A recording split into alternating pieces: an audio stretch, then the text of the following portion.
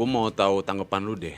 Lu kalau buka sosmed belakangan waktu ini perasaan lu kayak gimana sih? Lumayan capek sih karena banyak banget berita-berita demo di Indonesia.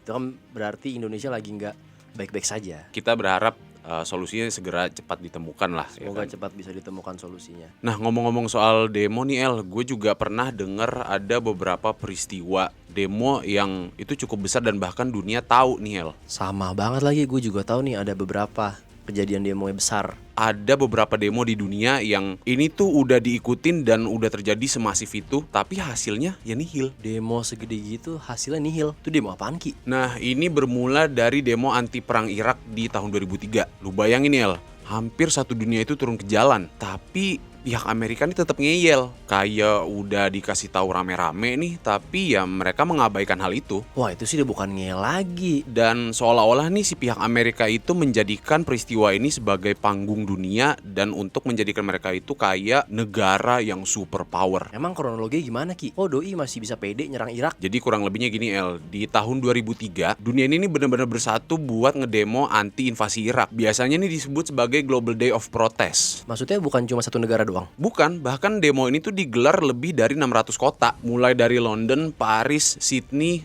bahkan sampai Jakarta. Nah kalau di total ini tuh pesertanya kira-kira sampai 30 juta orang lah. Nah itu tuh tercatat sebagai demo terbesar dalam sejarah modern. 30 juta orang turun ke jalan, tapi tetap nggak ngaruh. Iya, Amerika tuh tetap invasi ke Irak. Dibilangnya tuh katanya si Irak nih punya senjata pemusnah massal. Tapi ya bahkan sampai sekarang tuh nggak terbukti kalau senjata itu memang ada. Kalau lihat tabiatnya Amerika nih, bisa aja nggak sih mereka ngelakuin itu semua untuk mengamankan minyaknya? Nah, iya, banyak banget yang percaya sama teori itu. Secara nih Irak punya posisi yang strategis soal minyak. Jadi ya wajar aja kalau ada kepentingan besar di balik serangan. Dan yang ironisnya lagi, demo ini tuh berlangsung dengan damai El. Di saat demo itu biasanya penuh dengan kekerasan dan berakhir secara anarkis, orang-orang waktu itu tuh banyak banget yang bawa lilin, poster, bahkan sampai nyanyi bareng. Kalau ngomongin soal masa demo ya, gue jadi ingat sama satu demo yang masanya tuh rata-rata dari rakyat kecil. Yang kalau dilihat-lihat itu peluang menangnya nggak banyak Ki, tapi mereka malah beneran menang. Gokil juga ya. Ini tuh demo di India yang melibatkan banyak petani-petani di sana. Walaupun effortnya gede juga karena setelah 18 bulan demo, mereka baru didengerin.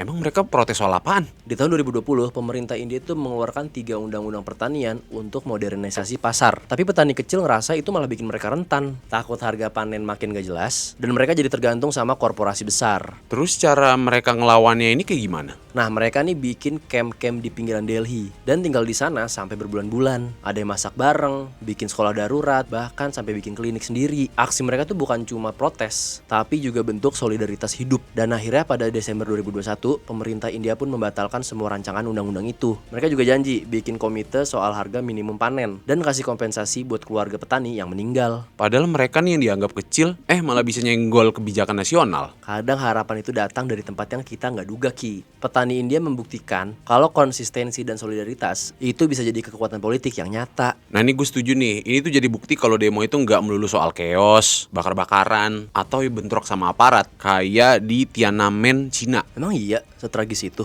Bahkan mahasiswa di situ tuh minta ada reformasi, tapi ya endingnya tuh nyesek banget. Lu pasti tahu fotonya Tankman kan? Yang berdiri sendirian di depan tank kan? Itu simbolis banget sih. Iya, demo itu tuh dipicu dari kematiannya Hu Yaopang. Dia nih merupakan tokoh reformis yang didepak dari partai. Mahasiswa nih ngerasa kehilangan harapan, apalagi politik di Cina waktu itu tuh lagi ketat banget. Lu bayangin, korupsi ada di mana-mana, hingga suara pun dibungkam. Pantas mereka marah. Terus mereka ngumpul di Tiananmen itu. Sejak 15 April 1989, awalnya buat mengenang si Hu Yaopang ini, tapi juga sekalian ngasih petisi ke Perdana Menteri Li Peng. Nah isinya tuh pemulihan nama Hu, kebebasan pers, transparansi, dan dialog secara terbuka. Jangan-jangan petisinya ditolak ya dan dianggap sebagai ancaman. Bener, pemerintah nih di sini malah nuduh kalau mereka nih mau bikin kekacauan. Media digerakin ya buat nyebarin narasi negatif. Waduh, makin panas dong suasananya. Oh parah Hel, ada lebih dari 50.000 mahasiswa, ditambah pekerja dan kaum intelektual. Mereka bikin dapur umum, pos medis, panggung orasi, ya bener-bener jadi gerakan rakyat. Tapi makin besar demonya,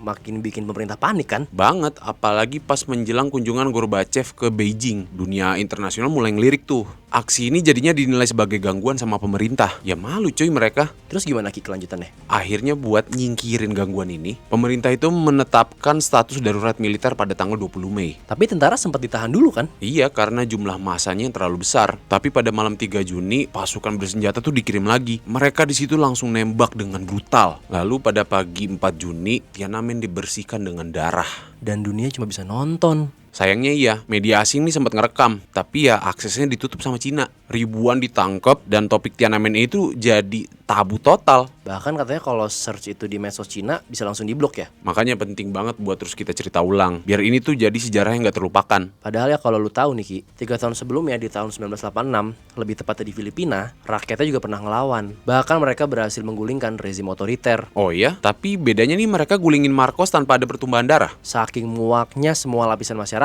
mereka kompak turun ke jalan. Bahkan militer pun ikut membelot. Lu bayangin aja Ki, selama 20 tahun itu sistemnya dipenuhi sama kriminalisasi. Parah banget dah. Itu ceritanya kayak gimana, El? Jadi gini Ki, selama 20 tahun Marcos berkuasa, Filipina tuh kayak hidup di dalam dua dunia. Di satu sisi ada pembangunan besar-besaran, kayak jalan tol, gedung megah, bahkan festival budaya. Tapi di sisi lain, rakyat makin tercekik sama utang, korupsi, dan represi. Kelihatannya maju, tapi sebenarnya dalamnya busuk ya. Persis, tahun 1972, akhirnya Marcos mendeklarasi darurat militer. Alasannya sih buat melawan komunis dan menstabilkan negara. Tapi nyatanya dia membubarkan kongres, mengkontrol media, dan perpanjang masa jabatan tanpa pemilu. Gila, itu mah udah bukan presiden lagi, tapi malah kayak raja. Bahkan lebih parah Ki, ribuan orang ditangkap tanpa proses hukum. Ada yang disiksa, dihilangkan, bahkan dibunuh. Amnesty Internasional nyatat lebih dari 3.000 pembunuhan politik selama era itu. Ngeri banget dah gue dengernya. Tapi kok bisa bertahan sampai selama itu? Karena dia pinter main citra. Imelda Marcos, istrinya, jadi wajah glamor rezim. Mereka bikin acara mewah, bangun gedung opera, dan tampil di media kayak pasangan kerajaan. Tapi dibalik itu, mereka nyedot duit negara. Diperkirakan lebih dari 600 juta dolar Amerika Serikat itu dikorupsi. Titik baliknya itu di tahun 1983, waktu Benigno Aquino Jr. ditembak mati di bandara. Dia tokoh oposisi yang baru balik dari pengasingan. Pembunuhan itu bikin rakyat Filipina meledak. Oh, dan itu yang jadi pemicu people power ya? Tepat. Pemilu tahun 1986 yang penuh kecurangan akhirnya jadi pemantik terakhir Ki. Jutaan orang turun ke jalan di EDSA. Mereka nggak bawa senjata, cuman doa dan nyanyian. Tapi kekuatan itu cukup buat bikin Marcos kabur ke Hawaii. Kalau rakyat bersatu, suara mereka bisa bikin gempa politik. Tinggal gimana aja negara nanggepinnya. Dua-duanya juga relate nih sama kondisi politik Indonesia belakangan waktu ini. Masyarakat yang udah mulai tambah kritis sama keadaan harus ngadepin situasi yang kayak sekarang ini, El. Pray for the best aja lah. Oh gitu.